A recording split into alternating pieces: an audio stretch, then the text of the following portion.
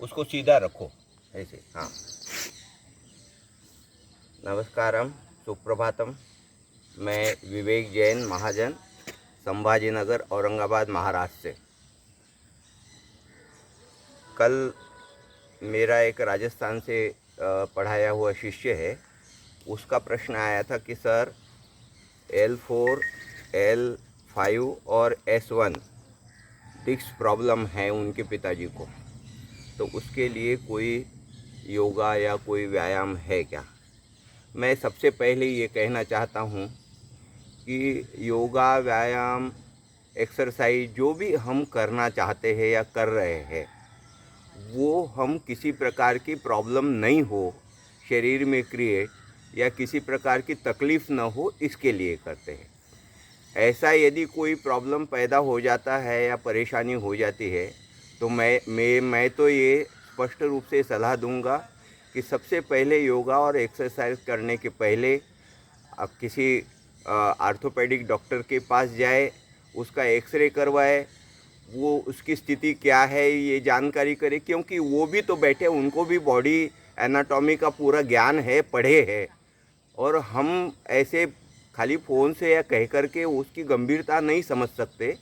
तो इस पहले उसका एक डॉक्टर साहब एक्सरे करवाएंगे और उसकी स्थिति क्या है ये देखेंगे।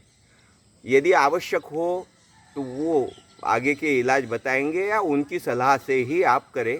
2 नंबर पे हमारे और डॉक्टर्स के बीच में फिजियोथेरेपिस्ट होते हैं। तो फिजियोथेरेपिस्ट जो है वो है चीज़ तकलीफ़ को सही करेंगे, करने के लिए एक्सरसाइज बताएंगे, और जब आपको आराम पड़ जाए तो फिर आप योगा के साथ में रहिए, तो वो ऐसे के ऐसे मेंटेनेंस रहेगा।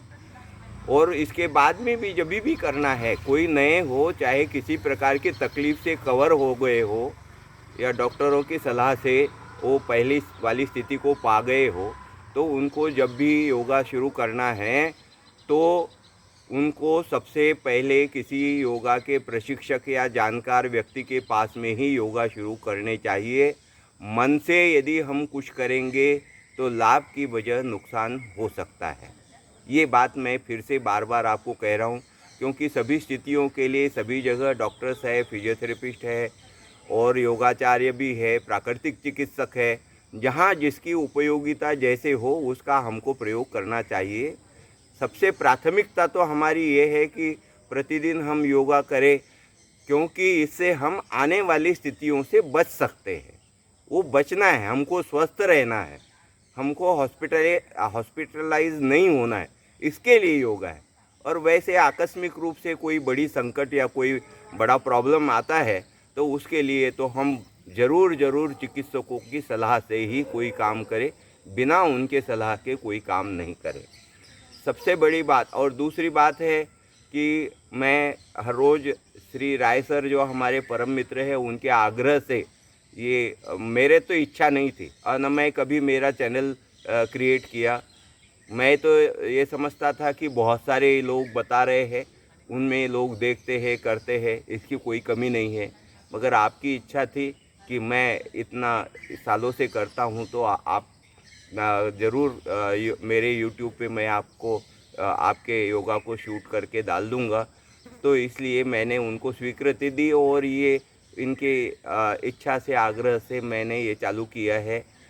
सभी जो देखने वाले लोग हैं उनसे निवेदन ये है कि आपको यदि इससे कोई लाभ या कोई फ़ायदेमंद स्थितियाँ लगती है या अच्छा लगता है, तो आप अपने इष्ट मित्रों और परिवारजनों को उसको भेज दीजिए, ताकि वो भी इसका लाभ ले ले। मेरे इस पूरे प्रोग्राम में खाली योगा नहीं है, खाली प्राणायाम नहीं है, मगर सभी तरह के एक्सरसाइज उसमें ऐड किए गए हैं, जो जो हमारे स्वास्थ्य के लिए या स्वस्थ रहने के लिए, बॉडी के लिए आवश्यक है। तो इसमें वार्म अप भी है, तो कुछ एक्सरसाइज भी है योगा से हट करके, तो योगा भी है, तो प्राणायाम भी है, मेडिटेशन भी है, सब कुछ है। तो ये सबका मिल कर के 1 घंटे का पूरा अपना चलता है। दूसरी बात ये है कि आपको एक साथ में कभी भी कोई काम नहीं करना है। कभी एक दिन बाहर गाँव जाते हैं, ड्रॉप हो जाता है, तो उसके बदले में 2 दिन उसका टाइम ले लीजिए पहले वाली स्थिति को पाने के लिए। आप 2 दिन जाते हैं तो 4 दिन में, नहीं तो आप कभी 4 दिन बाहर जाते, आने के बाद में सारा 1 घंटे का एक्सरसाइज कर लेंगे तो आपको हाथ पैर जाम हो जाएंगे, हरारत सी लग जाएगी और इस योगा से अरुचि हो जाएगी और फिर आप उससे हट जाएंगे। तो जितने दिन का गैप हो उससे दुगुने दिन पहले वाली स्थिति तक आने में लगाइए। थोड़ा थोड़ा करके आगे बढ़िए तो आपके हाथ पैरों में जकड़न नहीं होगी, दर्द नहीं होगा और किसी तरह की कोई तकलीफ़ नहीं होगी और फिर आप पूरे रूटीन में आने के बाद में पूरा एक्सरसाइज करते रहिए। ये मेरा सबसे निवेदन है, इन चीज़ों को ध्यान रखें। मैंने कल ये सोचा, क्योंकि पहली बार मैं कह रहा हूँ, कल ये सोचा कि हर रोज़ 2-2 3-3 एक्सरसाइज डालने से कोई फ़ायदा नहीं है, बल्कि हमको हर रोज़ एक ही एक्सरसाइज ढंग से बता करके डालना है ताकि आपको जमलिंग ना हो। उसमें मतलब नहीं कि ये करे और इसमें क्या है ये क्या है। तो हर रोज़ का एक एक्सरसाइज मात्र आगे आगे डालता चला जाऊंगा और उसको ध्यान से देखिए, ध्यान से देख करके ध्यान से कीजिए। यही निवेदन है। मैं तो निश्चित तौर से कहता हूँ कि आपको लाभ ज़रूर होगा। पहले पहले आपके बॉडी में इतना वो मुलायमपना या वो नहीं होगा, तो शुरू में जितना बन सके उतना करे, ज़बरदस्ती शरीर के साथ में नहीं करे। ये तो दीर्घ तक मतलब बहुत समय तक चलने वाली प्रक्रिया है।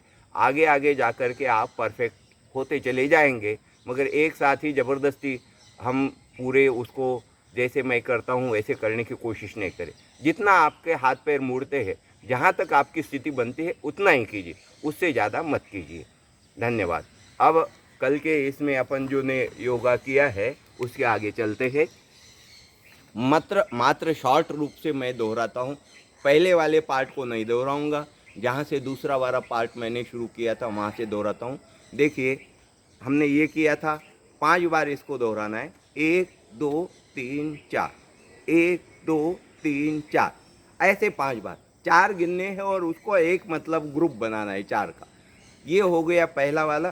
फिर बाद में ऐसे ही खड़े होकर के ये दोनों हाथ यूं करके हम यूं घूमेंगे, धीरे से ऐसा घूमेंगे जब हम सांस निकालते हुए, जैसे सांस छोड़ते हुए पेट को खाली करते हुए चले जाएंगे। पेट को खाली करके जहाँ तक हम घूम सकते हैं पीछे देखने की, ये जो हाथ है उसके बराबरी में देखने की कोशिश करें और बाद में सांस लेते हुए हम यूं आएंगे। ये 5 बार आपको करना है। फिर उल्टे दिशा में ये 5 बार ये बताया था।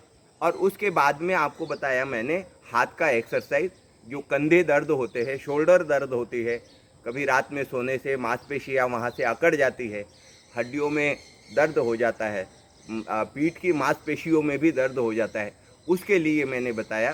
तो देखिए उसका जो है 1 धीरे से 2, अब ये 5 बार करना है। इसको भी एंटी क्लॉकवाइज 1 2, ऐसे कैसे भी नहीं करना है, बस बात फटाफट अपन को कोई ये नहीं करना, कोई गाड़ी नहीं चलानी है, बिल्कुल धीरे से करना है। उसको भी 1 2, है ना, बिल्कुल जितना टेंस मिल जाए, जितना मतलब अपने इसमें तनाव पड़ जाए उतना ही हमको फ़ायदा होगा। ये 5 बार। फिर इसके बाद में ये दोनों हाथों से देखिए 1 2, ये भी 5 बार दोहराना है और उसके बाद में 1 2। कई लोग ये कहेंगे कि इनके करने से क्या फ़ायदा? अरे बहुत कुछ फ़ायदा है। इसके फ़ायदे मैं कल से थोड़ा थोड़ा आपको बताना शुरू कर दूंगा। मैं तो ये हमेशा कहता हूँ, करो योगा, भोगो भोगा, रहो निरोगा और भगाओ रोगा। ऐसे मतलब योगा के फ़ायदे हैं। आपका जीवन बिल्कुल अच्छा बन जाएगा। चलिए, ये एक्सरसाइज यहाँ तक अपन ने करे थे। आज का एक्सरसाइज जो है खड़े खड़े एक्सरसाइज में घुटनों के लिए। अब यहाँ पर हम कमर पे हाथ देंगे और कमर पे हाथ देने के बाद में हम यूं पोजीशन में आएंगे। एकदम कुर्सी जैसा भी नहीं है, एकदम ऊपर भी नहीं, मात्र 30, ये जो हमारा घुटना है वहाँ 30 डिग्री का मतलब एंगल बनना चाहिए। तो, 'इतना' ही हमको नीचे झुकना है ना। देखिए, 1 2 3 4 5 6 7 8 9 10 11 12 13 14 15 16 17 18 19 20 21 22 23 24 25 26 27 28 29 30 डिग्री का मतलब एंगल बनना चाहिए। इतना ही हमको नीचे झुकना है ना। देखिए, 1 2 3 4 5 6 7 8 9 10 11 12 13 14 15 16 17 18 19 20 21 22 23 24 25 26 27 28 29 30 डिग्री का मतलब एंगल बनना चाहिए। इतना ही हमको नीचे झुकना है। ये बस। अब फिर हमको क्या करना है, 1 2 3, 1 2 3 गिनिए। ए 3 में एक ग्रुप बन जाएगा और इसको 5 बार करना है, क्लॉकवाइज और एंटी क्लॉकवाइज, ऐसे 5 बार करना है। देखिए फिर से 1 2 3, 1 2 3, 1 2 3, 1 2 3, ऐसे 5 बार करना है। इसके फ़ायदा क्या मिल रहा है, देखिए हम यहाँ तक झुक जाते हैं ना, तो इससे ये घुटनों का तो हो ही रहा है हमको एक्सरसाइज, मगर साथ साथ में ये जो हमारे मसल्स है पीछे वो भी आराम पाते हैं, और एडिया है उसमें भी घुमाव आ जाता है। तो यहाँ इसको हमारे पिंडली के मसल जो है, पेशियाँ है, उसमें आराम पड़ जाता है, उनकी नसें भी आराम पाती है, और उसके साथ साथ में ये नीचे की एडिया है उस जोड़ में भी हमको फ़ायदा हो जाता है। तो एक बार और फिर दोहराता हूँ, इसको इसके आगे ऐड करना है अपन को। ये एक्सरसाइज बहुत घुटनों के लिए और हमारे एडियों के लिए और हमारे पिंडलियों में, पैरों में जो दर्द होता है उसके लिए बहुत महत्वपूर्ण है। फिर से ध्यान से देखिए, जल्दीबाजी कहीं भी नहीं करनी, यूं नहीं करनी। कई लोग कैसे भी करना, कुछ भी करना, कितने समय भी करना, और कभी करना और कभी नहीं करना, ऐसा कभी नहीं करना। नियमितता बनाइए रखिए, थोड़ा कीजिए मगर हर रोज कीजिए। चलिए फिर से दोबारा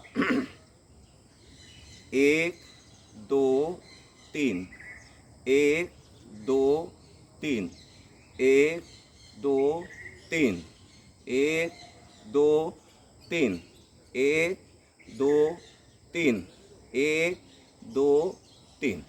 ये 5 बार आपको दोहराना है। इसको बराबर कीजिए, निश्चित तौर पे इससे आपके घुटनों को बहुत आराम मिल जाएगा और वहाँ की सारी तकलीफ़ें दूर होने में मदद मिल जाएगी। नमस्कार, कल फिर मिलेंगे।